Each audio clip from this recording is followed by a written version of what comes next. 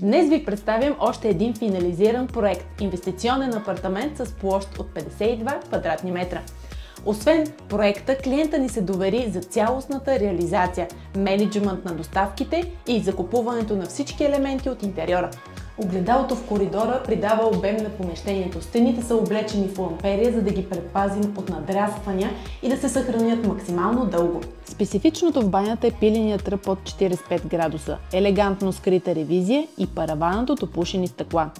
Плочките от тук преминават към коридора и кухнята.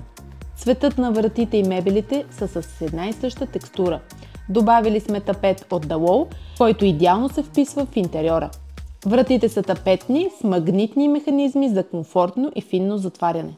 Спалнята и меката мебел са по поръчка. Помислили сме за допълнително място за съхранение. Букетът е изключително приятен на допир и допринася за комфорта тук. Избрахме стилни и минималистични осветителни тела под формата на кръгове на тавана и релсови шини.